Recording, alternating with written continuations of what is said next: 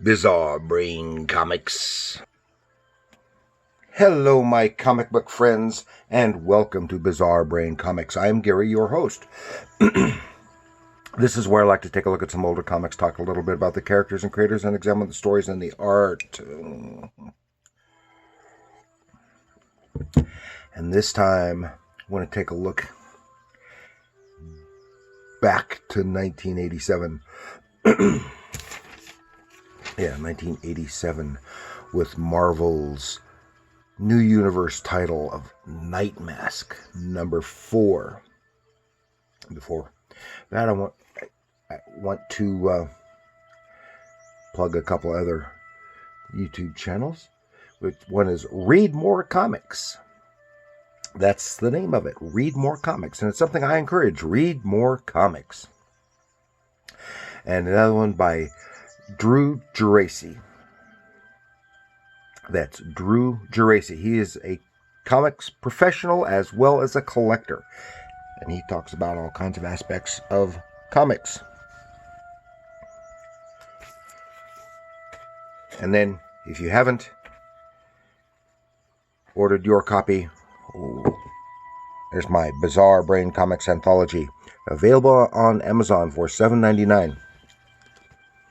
A comic book that I created with some humor, a few gags, and some adventure stories. And I want to thank everyone out there who has ordered their copy. I do hope you all enjoy it. And I want to thank all my subscribers out there for subscribing as well.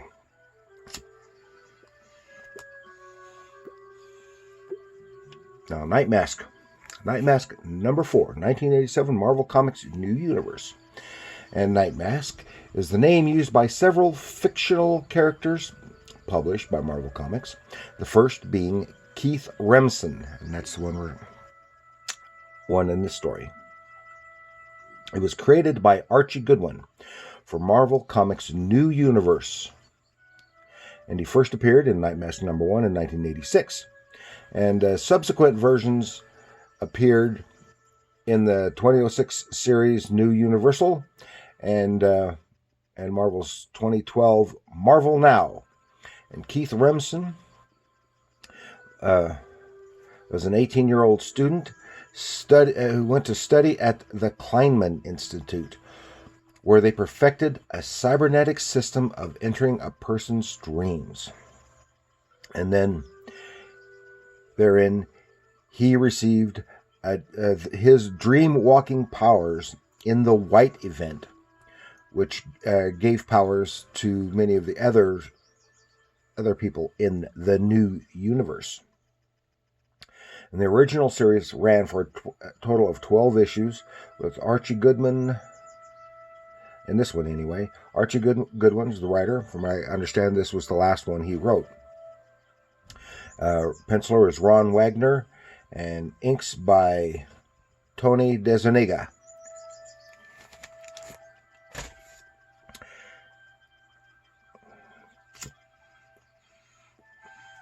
It has a really, really nice cover here by Plunkett and Weiss.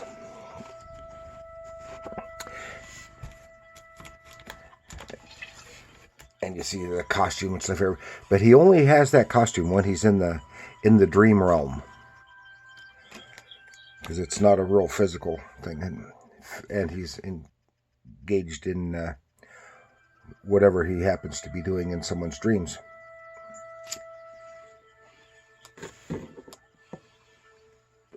And this threat, of course, is in the dream realm. Okay. Some really nice stuff. Now, the new universe never really took off that well. It died within about 2 years. But it made other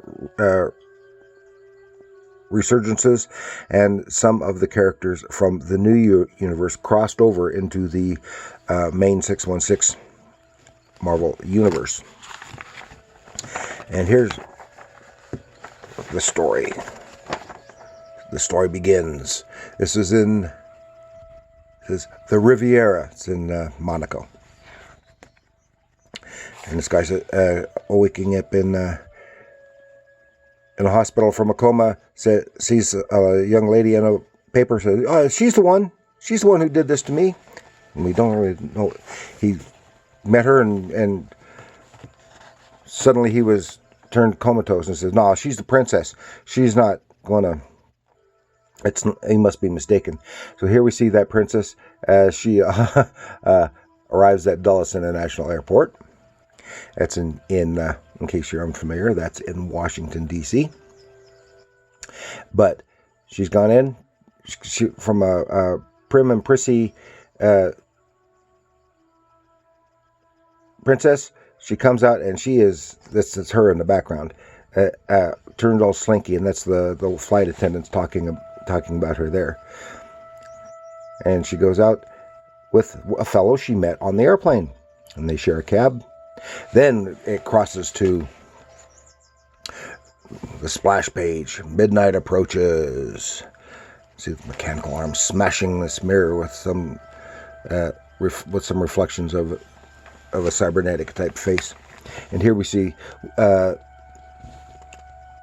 this is the way Dr. Kleinman has always appeared, but there we see him there in an exoskeleton. His body has been damaged. They don't really explain how. It has something to do with in the dream realm. You see, this is Dr. Kleinman, but he had developed this stuff. He and Keith Renman's family sent him there to study. The doctor thought they were there going to steal his technology. Therefore, he planted a bomb and blew them to smithereens, killing the parents and in the process paralyzing Keith's younger sister. But he was unharmed. And somewhere in a previous issue of the battle, and here is Keith in the midst of a battle in the dream realm with this giant Terminator type figure. And he swings to save the lady. And splash. The Terminator picks them up. Yes, he looks like he'd come right out of the Terminator, that's for sure. And the dream activity is interrupted by Teddy. Crash. And there's in the lab, Keith wakes up, brought out of the dream, and the person he was helping with Dr. Ballard is the doctor he's working with here, is a psychologist or psychiatrist or whatever, and they're helping with the dreams. He finds this fellow had been, it doesn't matter. He helped him, and then Keith and Teddy have an argument. Keith goes for her physical therapy, but you notice her general plain six panel page grid for the most part.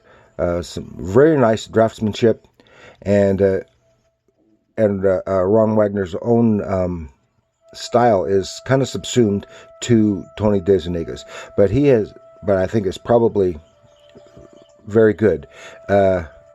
Not to say anything bad about Ron Wagner's. I'm just saying that Tony DeZuniga's work is outstanding. He's excellent. And then we get kind of like a Spider-Man moment here when he's talking or thinking about Nightmask and it kind of shows here the mask thing, emblem that he wears when he's in the dream. And they're talking, and here's the young lady giving the cab driver his payment and telling, because there she is right there in the cab. And turns out that the fellow she took a ride with, she kissed. Where did it? That was another one. She had kissed him. So she is bad news. She kissed him and he was dead or comatose. And here we see that the Dr. Kleinman is in their laboratory in clear in Switzerland, on the other side of the world. And see, she is a plant.